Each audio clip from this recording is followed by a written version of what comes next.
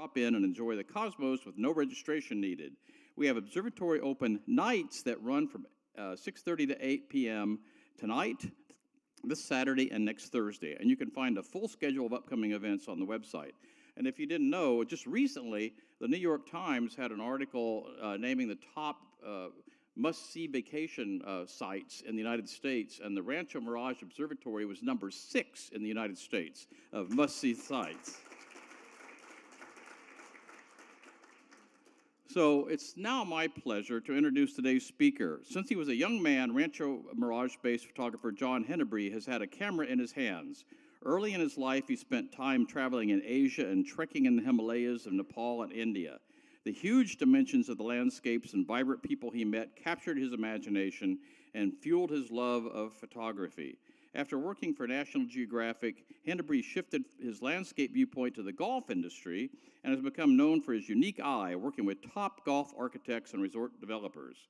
In addition to his golf-focused work, he continues to produce stunning images of our scenic national parks and monuments, while also documenting diverse groups of people from cultures around the world. John has taken part in the Rancho Mirage Artist Studio Tour for many years, and several of his pieces are currently on exhibit throughout the library. At this point, I'm going to go off script and mention, when I was researching this, I looked him up on the internet. If you go to johnhenebryphotography.com, and I warn you, don't do that unless you've got some time. And it's best to do it on your home computer, especially if you've got a high-resolution screen. It's absolutely stunning, especially with a high-resolution screen, because the photography from Ethiopia and from the Himalayas and for the western United States and Utah and Arizona and California are just breathtaking. And what's really fascinating, he's always admired Ansel Adams. And if you know, Ansel Adams schlepped these huge, big format cameras up the mountains in California and elsewhere. And that's the same thing that John does. He uses a large format camera. And if you go to his website, you can see a picture of him with this huge camera. So he schlepped this big camera, big thing. It's not like, you know, taking one of these. He would schlep these big cameras up mountains and in remote areas in India and Africa and elsewhere, and to take these photographs, because the large format photography, many of them with regular, you know, film, would actually provide him the depth of field and the resolution and the depth of color that he really wanted, much more than you're going to get even with the newest iPhone 14 for sure. And it's amazing that, you know, think of all the millions of people with an iPhone and all the billions of photographs that are taken every day, but only a handful of people can really take that photography and make an art out of it, like Ansel Adams and our speaker today, John Henebry. So with that, we are thrilled to have him here today to tell us more about his fascinating career. Please help me welcome to the stage John Henebry, photographer.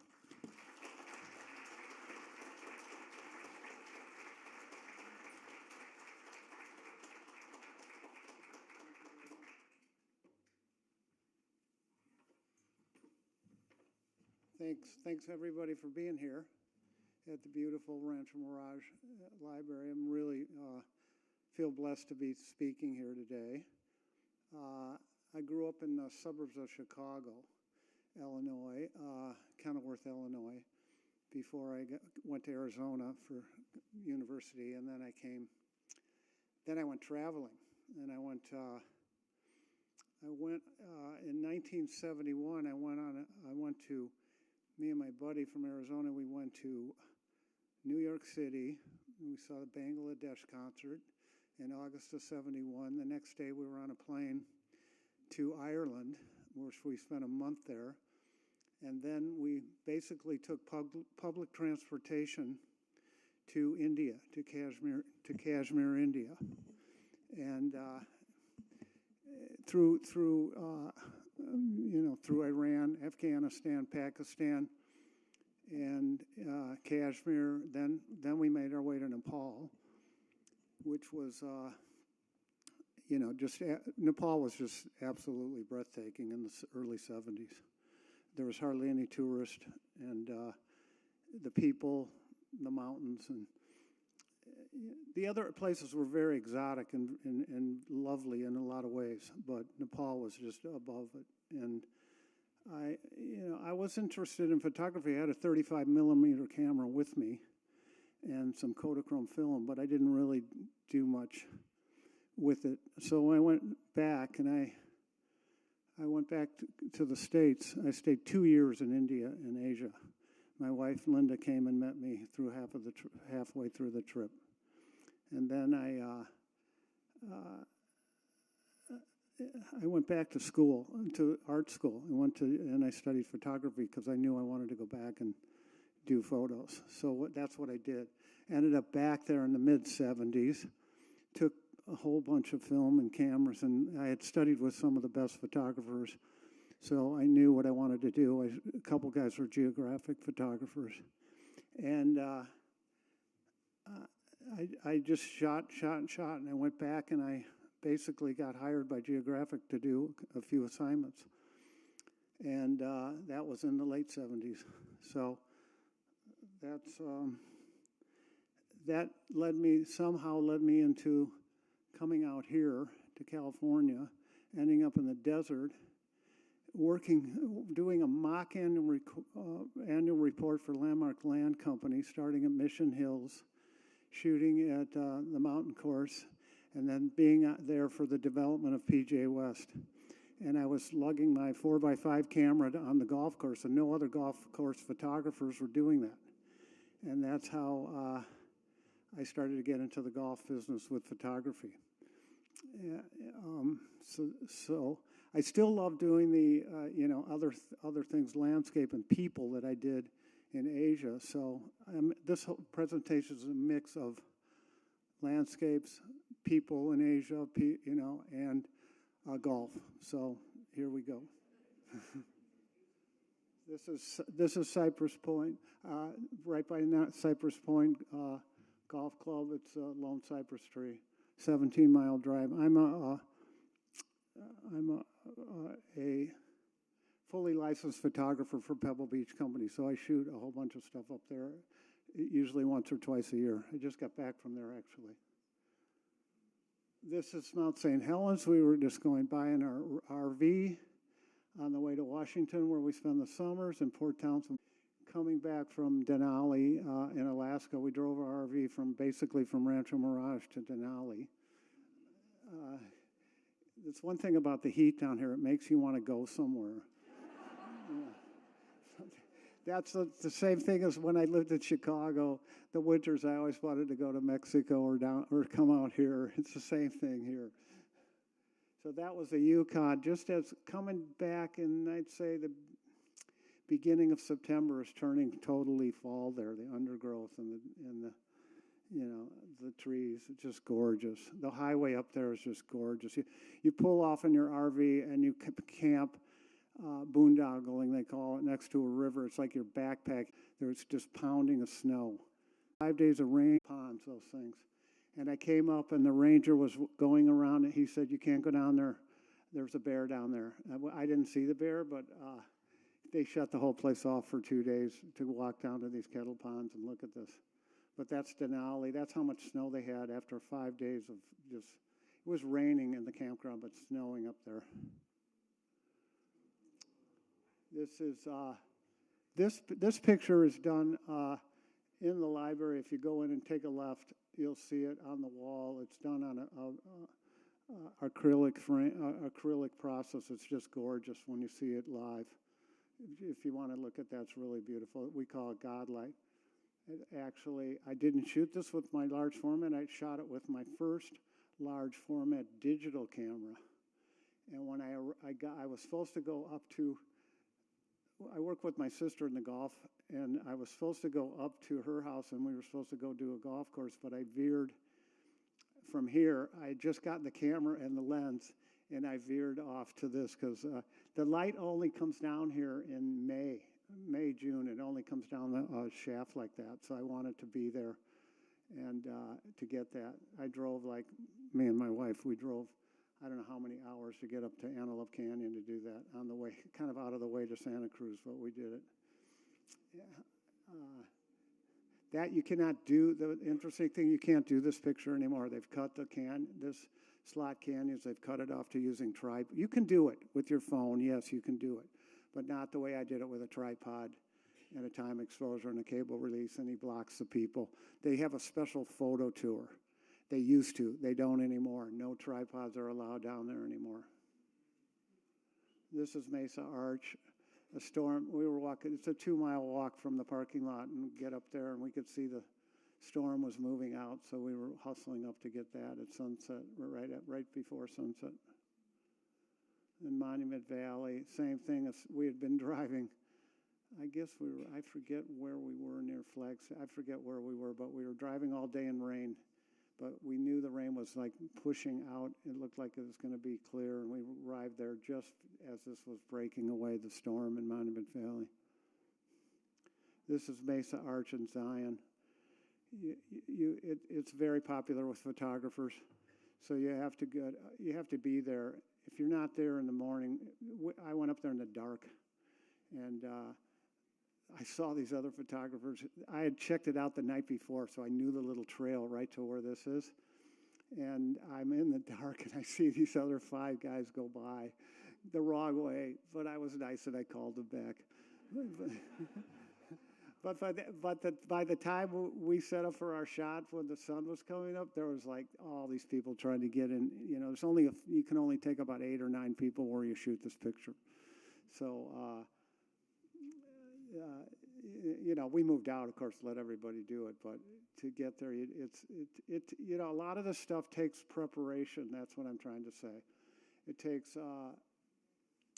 a day to scout it. A lot of time in my golf, I scout it the day before, figure out exactly where I want to be, exactly when the sun's coming, what angle, and it's very few times you just walk up on something and get a really good shot. This is Death Valley, which is hard to get this. It's hard to get it because there's all these footprints in the dunes, unless there's a windstorm.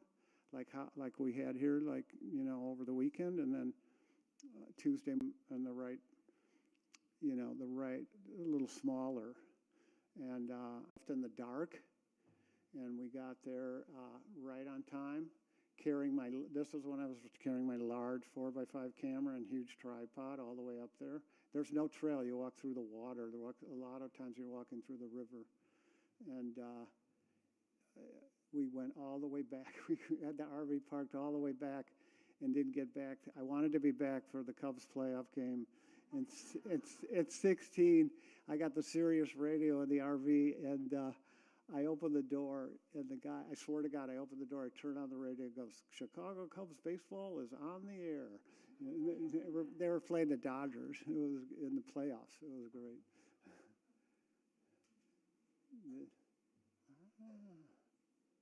Wait a minute. I don't know why that happened.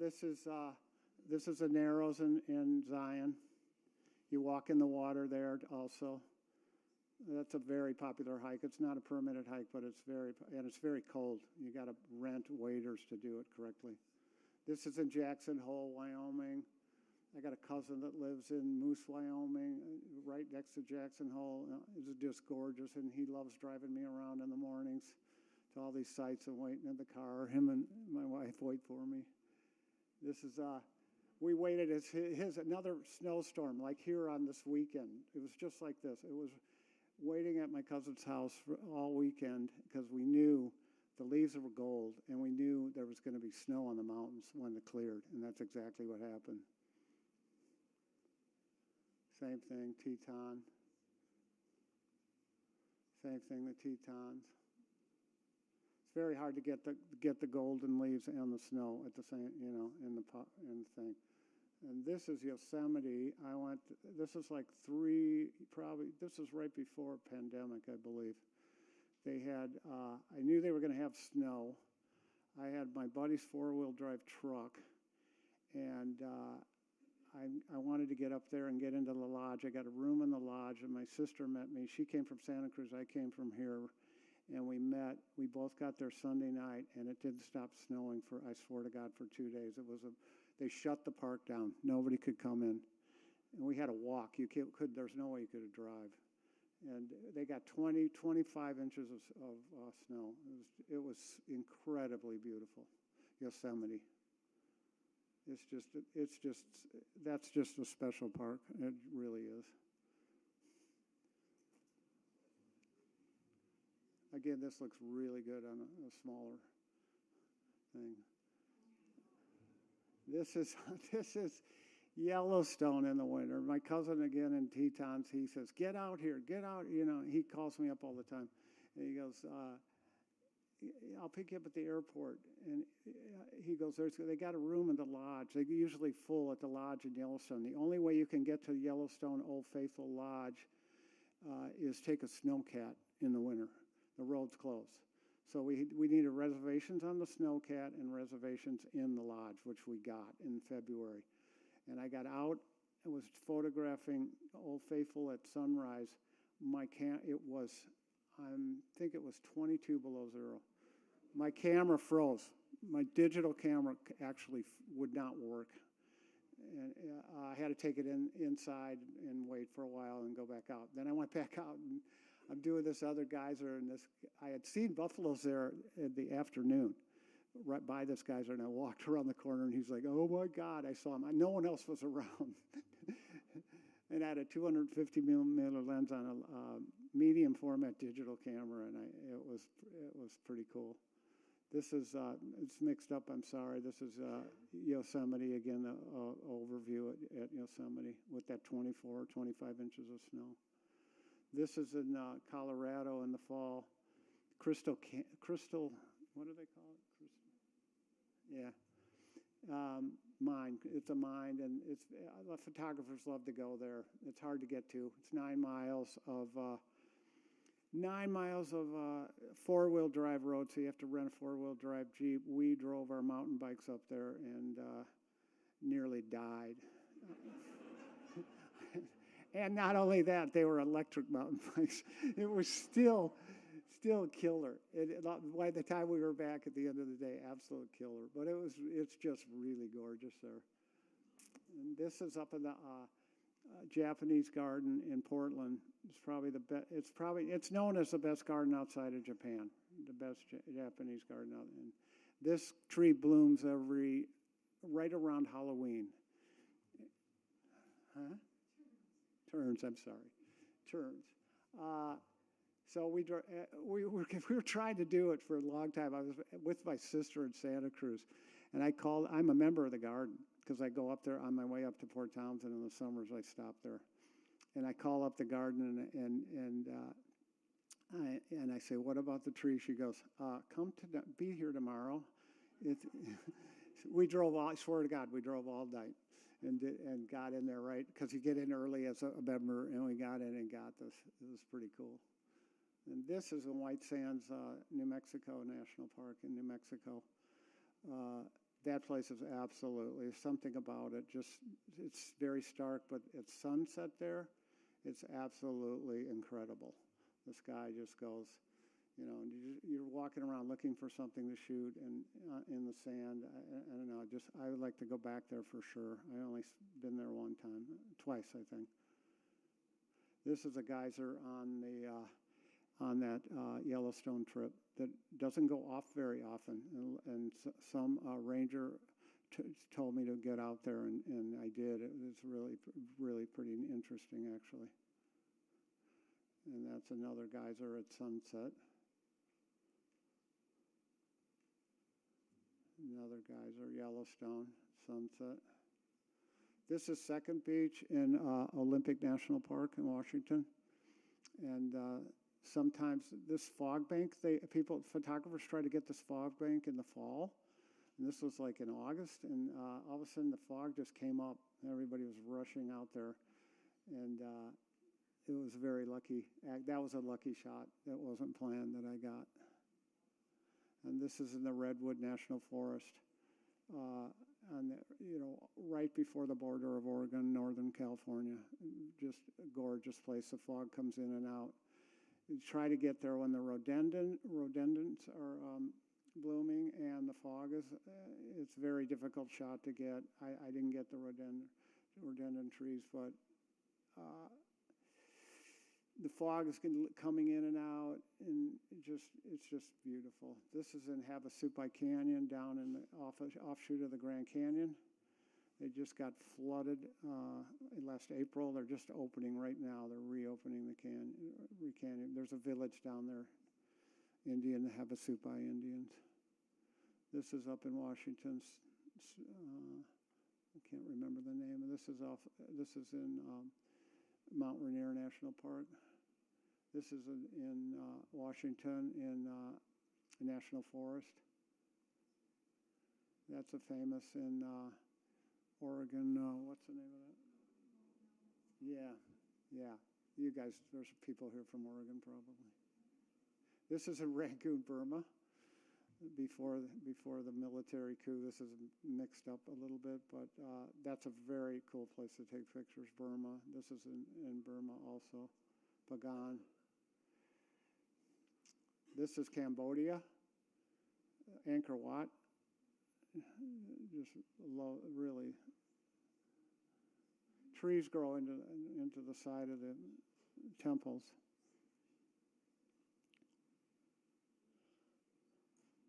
This is in Nepal. This is the last huge trip we did in Nepal was in 2009.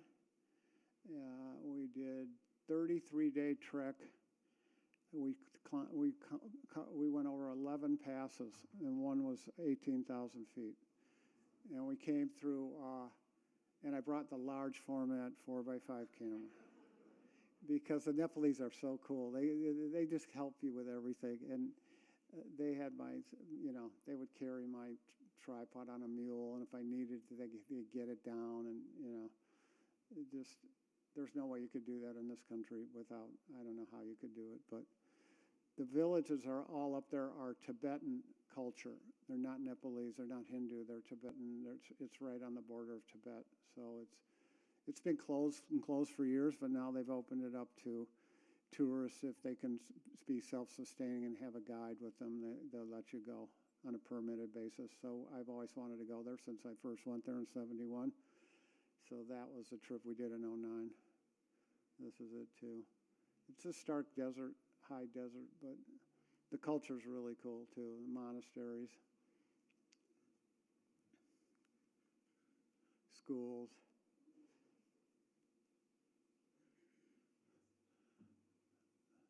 All the kids study. They take their schoolwork real serious. That's a Tibetan guy. That's a lady. Actually, we've known this lady for a long time. Actually known the family. This is a Nepalese lady. This guy I've known since my first trip in Nepal in '71. And he's now just turning 85 this year. That was taken in probably 2019. We went there. Then we went to Ethiopia. I think, what year was that, 20? In 19 also. We got a friend of mine from Malaysia, American guy, Matt, and his friend Pete from Belgium asked me and Linda to come and said we're going to go to Ethiopia. We're going to go down to the Omo Valley and see the tribes, and we're going to bring lights. And I bought a backdrop. I brought some lights. They brought lights, and we strobed some of these people just to make it a little more interesting, and did portraits.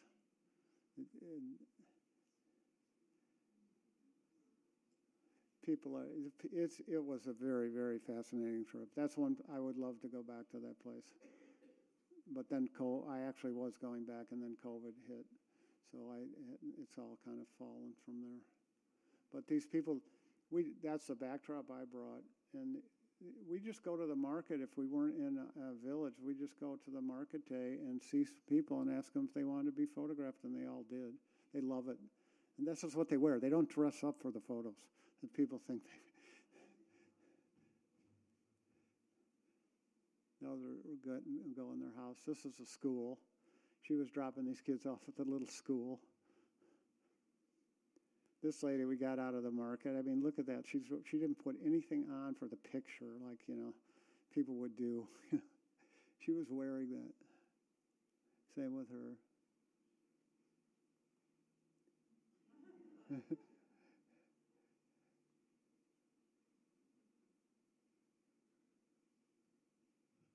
that was a really cool area we were in. We went this village where he was, and we got farther south, and they do more decorating and.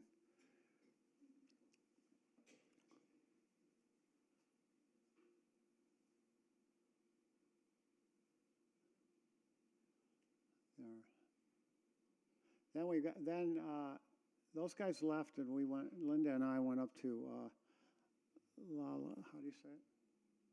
Lalibela. It's a Christian area of Ethiopia that they've been practicing this Christian religion. It's like a sect of a Christian religion, been practicing it for a long time. And a friend of mine who goes to Kenya all the time, she told me to go, and we just took the plane and we went without any. We didn't have reservations or anything. We just went up there. Everybody was great. We got a place to stay. They were great, and just went around and did photos at all these monasteries and churches. Real ornate. It's been on 60 Minutes. Since then, it was been on 60 Minutes. India.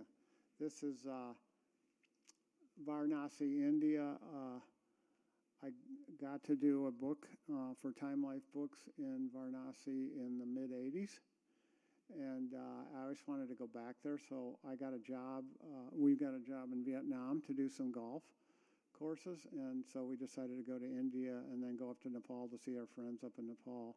This was in 19, I believe. And I wanted to bring my lights this time. Last time it was in the mid-'80s. I didn't light anybody up. I didn't have any strobes, and this time I brought strobes and did these guys.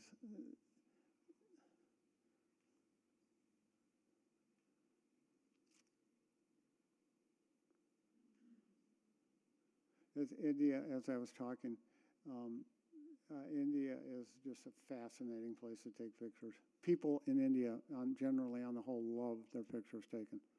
Not even for money. They just feel honored that you want to take their pictures.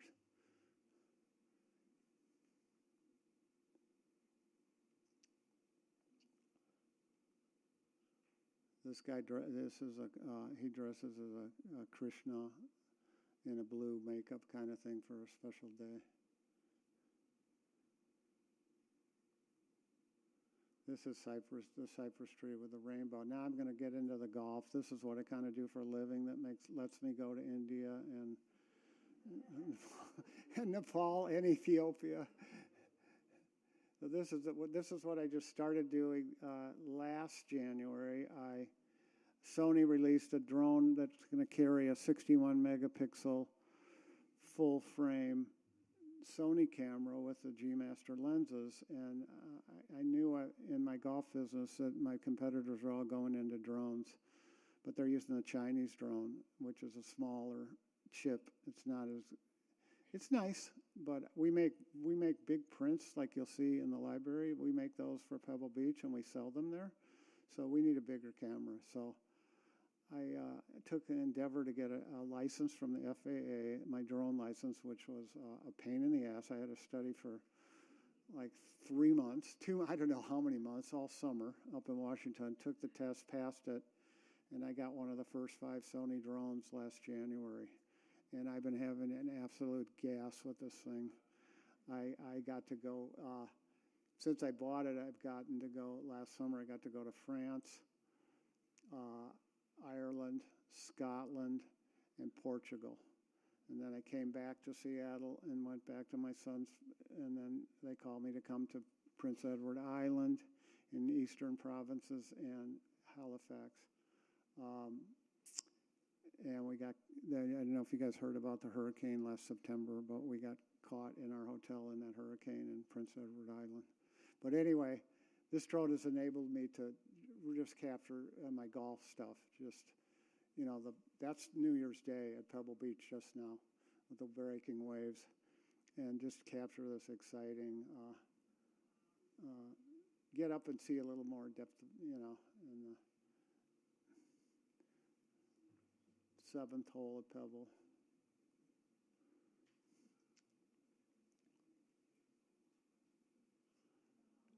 That's the 18th hole, Pebble. We're always looking if I do all this light golf stuff. I usually work with my sister, and my wife also helps. But we're always looking for the high tide with the high surf, and judging the tides and figure out when to be there.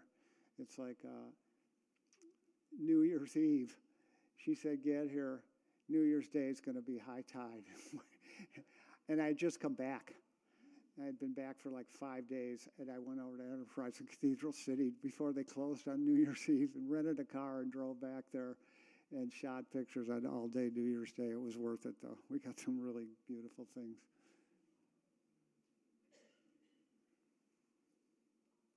That's the thing about the photography. You got to be ready to. It kind of ruins your social life. I've got my friends and my cousins and everybody's all coming. Don't want to come to Rancho Mirage in the winter, right? I got to leave. I'm not here. So sometimes it's hard to make plans. Is what I'm trying to say. This is Cypress Point. This is very exclusive, 300 unpublished members. But I will tell you, one is named Charles Schwab. That's one I'll give you. Very hard to take pictures. They don't like any. But we knew the pro there, and he let us come out. That's the 16th hole there. And this is the 14th hole. This is interesting. We shot this last summer. This is the 14th hole at Monterey Peninsula Country Club. This hole got completely wiped out in the storm. The whole green, everything. It actually, these guys were there with a cart. It was on YouTube, and their cart didn't get washed away, but they had to run away from the wave, and the whole green, the whole par 3 was ruined. It's across the street from the 17-mile drive. All the rest of the golf course is over here across the highway. This is in Canada, Banff. This is St. Andrews, the Royal and Ancient Clubhouse. This is Cruden Bay, I believe, in Scotland. This is Royal Dornoch, way up north in Scotland. Really, really cool place. Just the whole village, the whole area. The village looks, you feel like you're in Disneyland. It looks so quaint. It looks fake. Royal Melbourne Golf Course. Royal, what's it called? Huh? Yeah, Muirfield. Sorry. 18th at Muirfield. Ballybunion in Ireland. We just did that in August. Royal County Down, a lot of people's favorite golf course in the world in Northern Ireland. This is Waterville in Ireland. This is the Mauna Kea in Hawaii on the Big Island. This is the Desert Island in Rancho Mirage, which is my course. It's a sweet little course. This is El Dorado. PGA West, Palmer course. PGA West, the famous island hole at the stadium. Stadium again. This is all with the Sony drone. This is Sunnylands, which I got fortunate I got to shoot and play it last year for a magazine. That was a special treat. This is Thunderbird, which I did a big job for them last month. This is the 15th hole at Thunderbird. This is Toscana in Palm Desert. This is Bighorn, their new clubhouse. I shot Bighorn from the very beginning, and it's gone through quite a bit of changes. And this is Tamarisk here. This is a couple of years ago. They had a huge snowstorm here. 18th hole. And that's it.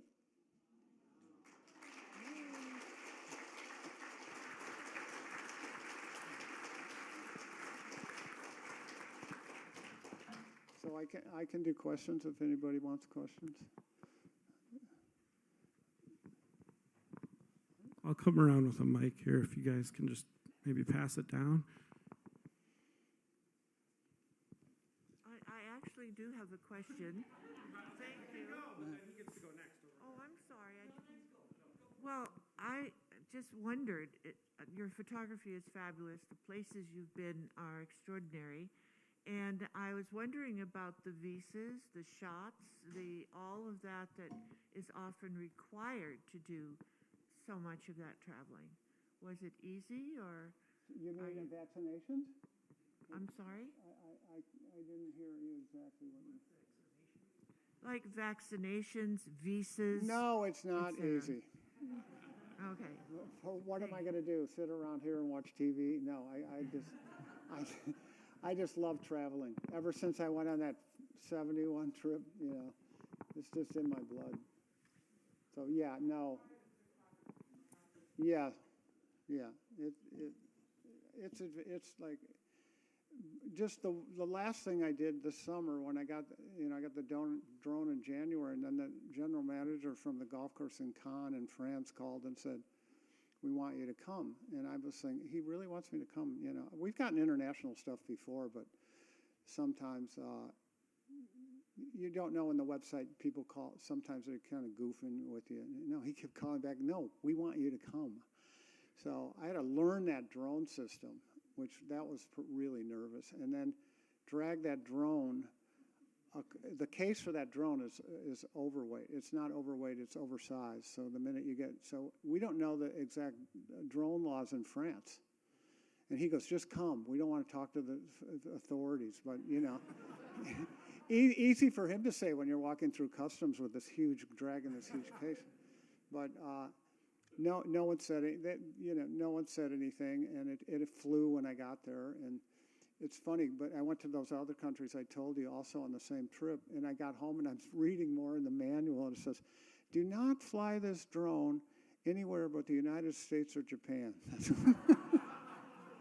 If I had read that, I would have freaked out, before the trip. I didn't, but it worked in every country. The hardest country to bring it in is Canada. When I went to Prince Edward Island, they don't like photographers doing commercial work from the United States. They want their people to do the work up there. So, and then if you're a tourist, well, you're a tourist bringing this huge drone with you. So it's always nervousness like that when you're doing something. Your colors are just so brilliant and intense. After you take the images, do you do any editing with them, like a Photoshop, to increase the intensity, or do you have any special secret for the brilliance of your colors? My wife here, she does all that. She should get up here and tell you that. But anyway, no, I edit them. I used to shoot the film, the 4x5 film, which was Fuji 4x5 Velvia film, that just is brilliant, gorgeous.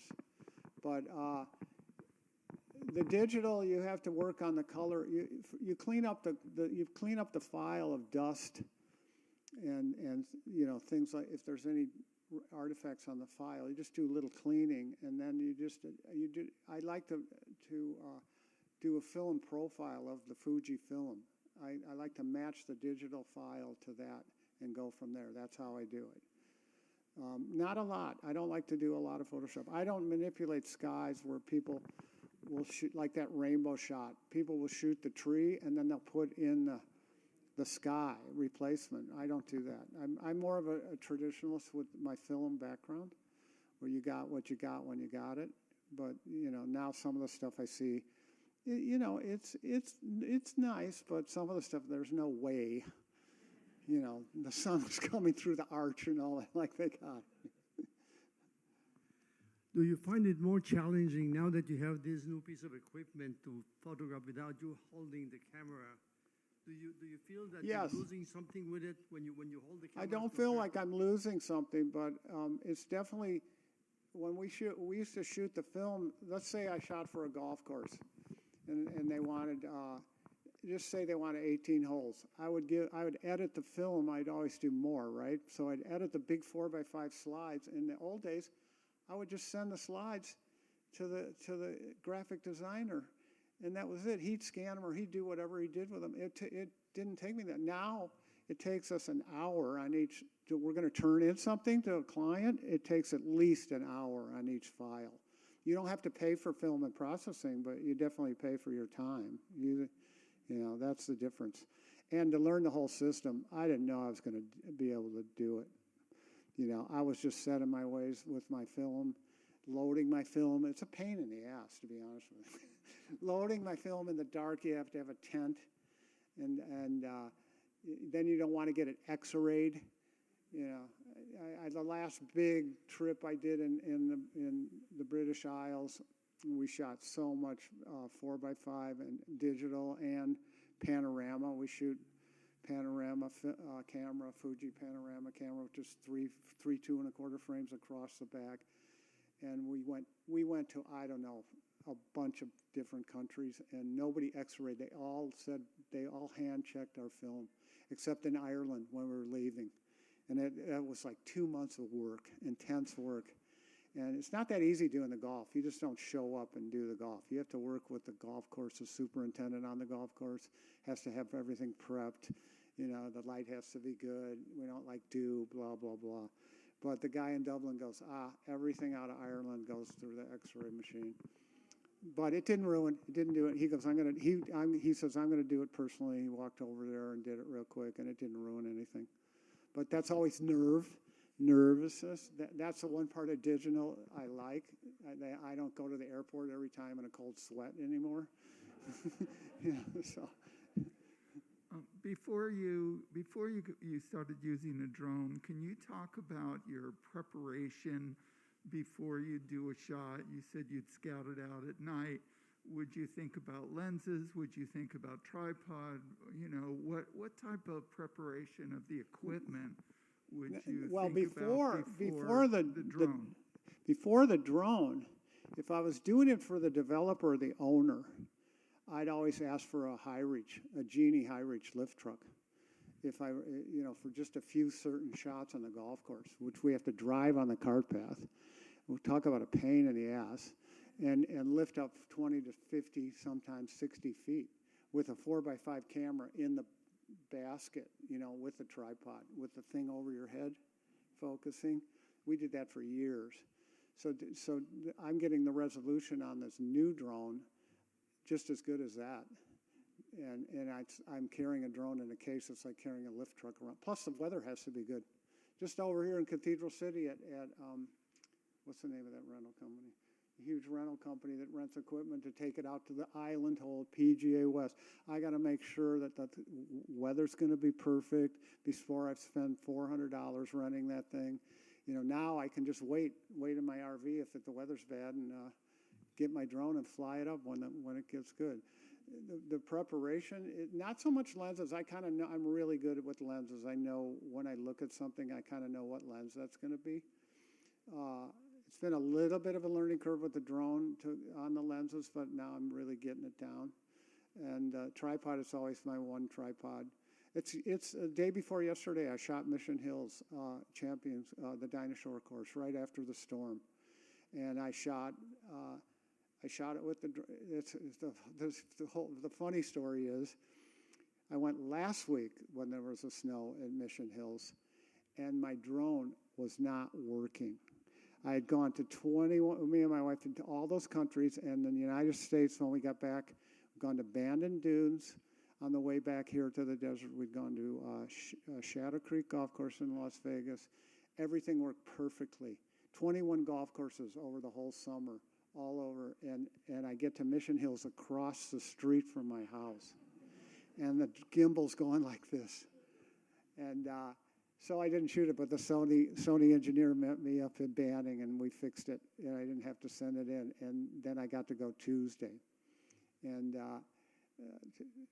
Tuesday was just gorgeous. It just was gorgeous Tuesday.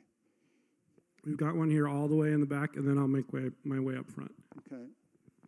When you're taking pictures for a golf magazine or a golf layout or for Geographic, how many pictures would you take before you figure you've got the one that you want? When I'm doing the golf and the landscape, I kind of know what I got. I know that I kind of don't have to shoot that much, really. When it was in the film days, when I was working for Geographic, they were encouraging you to shoot, lots of rolls of Kodachrome film, and then you send it all back to their editors in Washington, and they'd edit it. And that was, that was hard. Your idea of what a picture might be is maybe not their idea. But nowadays, when I'm kind of slowed down more, I kind of know. And the digital, like Ethiopia, you can see in the back of the camera. You really feel good. Of course, you do it anyway. You keep shooting just to do it, but it's not like the old film days. Not as much shooting. Yeah, John, your pictures are fabulous. The clarity and the separation of the textures and everything. I'm wondering if, and you indicated that you don't do a lot in the darkroom in terms of making things stand out. I'm wondering what your process is for exposure and lighting. On the landscapes and yes. Yeah, I usually start off just a niche under, exposing it, just a niche, because nowadays you got so much latitude. I got 14 stops in my one big digital camera. I have 16 stops of range in it. In my Sony, I have 14. So even if you're underexposed, you can open it up. That part's really neat. But I don't do that much. I don't do that much enhancing of the. I like to. What I really feel is I know the light from my film days. That's one thing I feel I'm really good at. The right light, like Tuesday at Mission Hills, was just beautiful light. And I know when to shoot. And then the guys are doing the maintenance on the golf course, so I come back and look at some other holes. The same hole I shot at right after sunrise, and it's just not quite as beautiful, the light. People like it. I mean, people accept it, but I try to do it in the best light. That way, the file already looks good. And then I'll just tweak it from there a little bit. That's basically it. I think some people would be surprised that you actually would scout like the day before to figure out exactly where you want to go. A lot of amateur and even pro-am photographers are just looking to get the shot, hoping they'll run into it. So that tip of yours was simple and powerful, which is scout it, figure out when the shot is. You got 2 or 3 more great tips like that? Well, that is a tip I really like to do on all my work. Sometimes if you're doing those people, that's a real. We have a guide with us, and we get that. We get the people, and you got to work fast, so you're not scouting. But the landscapes and the golf, yeah, it makes a huge difference. But tips, I don't know. I mean, I don't know what about it. It's just lighting. For landscapes, it's the right light, to be there in the right light, and the weather. I'm really good with the weather. I deal with a lot with weather underground. I learned that in Vietnam. The guy was teaching me that, and that's they're usually pretty. Within 5 days they're pretty good on the weather. So sometimes it's good to have a storm, but not a storm. It's like the breaking of the storm. After it's leaving, that's when it's just really gorgeous. The next day, it wasn't as good today on the golf course as it was yesterday. It's nice, and it's still snow mountains, and it's beautiful, but it wasn't like spectacular. So I'd watch the weather and your light and the time of day you shoot. The cameras I used to use was the 4x5, with the Velvia film and the panorama. Both were Fuji. Now I use a Fuji GFX 100 camera. It's a medium format camera. And I use a Sony 7R4 on the drone with the G Master lenses. And I didn't even want to do that. I wanted to put my Fuji on the new Fuji 100S. Is much smaller. I wanted to put that in the drone, but Sony locks you out. You can go up and take a picture, but you have to have everything set, and then you go up and do it. But with the Sony, you can on the iPad you can bracket your f-stop, your ISO, everything on the ground, and focus, and But it's been surprisingly good, the Sony. It really is.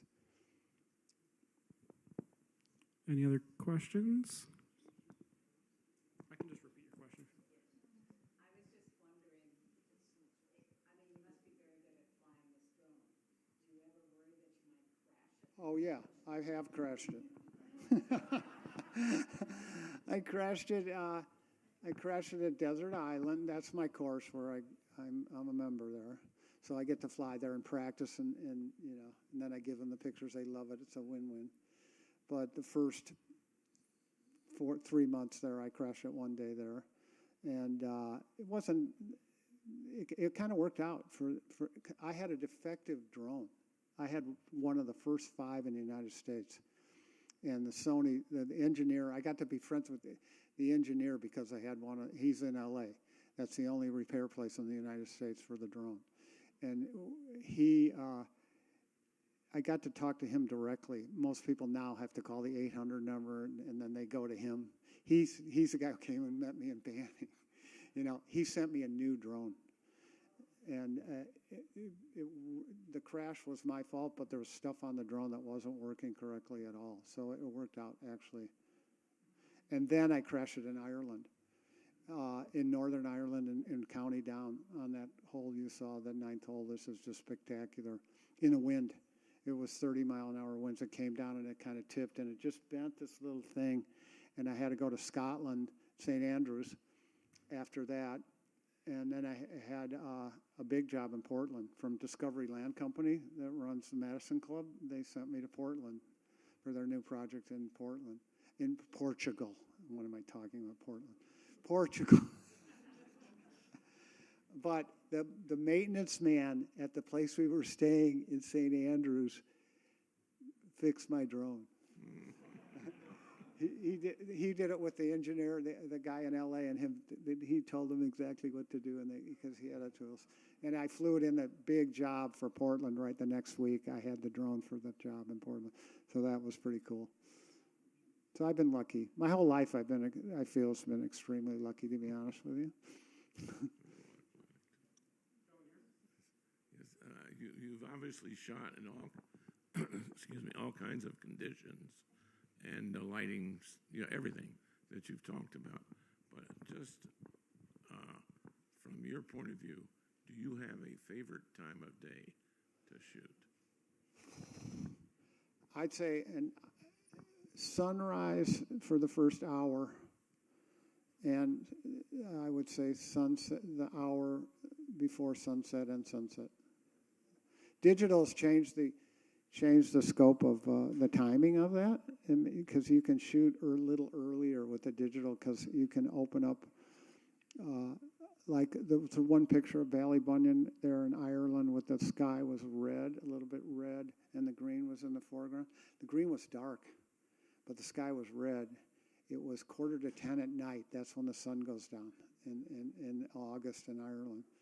And we could take the slider and open up the green. You couldn't do that with film. You just, so that part's kind of cool. Was there one in the front here? Go ahead. I was curious to The cost of the drone. You don't want to know. It's with the camera and the gimbal. The gimbal's sold separately, and then the Sony drone, it's probably around $24,000. But I use it for, you can use the little Chinese drones, and they make really nice pictures for Facebook and even they make nice pictures for an ad, an 8x10 magazine. They'll do that. But we're making 30x4. You'll see what we're making in there, and that's why I needed the big sensor. I wanted to ask you on another side of your profession. With all the people taking pictures, more than ever before, hundreds and hundreds of them every day probably, do you think people are more aware critically of the quality of your work than the past, less, or the same? No, I'd say, yeah, maybe they are a little more aware. It's definitely changed the business. before we would get people call us that they would, if they just wanted some pictures of just say the golf course, they would call us and hire us. But now they can send the pro out there with a little kitten, he can handhold the little camera and get decent pictures for Facebook. That's why the print business for us doing the prints has really kind of saved us. Golf was kind of going down before pandemic. It wasn't. Pandemic hit. We were still selling prints at Pebble Beach and online of the golf courses to the discerning golfer. There's no doubt about that. But getting jobs like I got to go this summer, and like they're talking to me for next summer, some jobs. No, those weren't coming in before pandemic, not as much at all. Once in a while, but not like we're getting now. Golf business is booming right now. Well, that is about our time, I think. So help me thank Mr. John Henebry for today's talk. Hey, I want to thank TJ and Aaron for having me and just working with the library. We've been coming here to the programs. We feel blessed to live in this town just for this place. We really do. Thank you.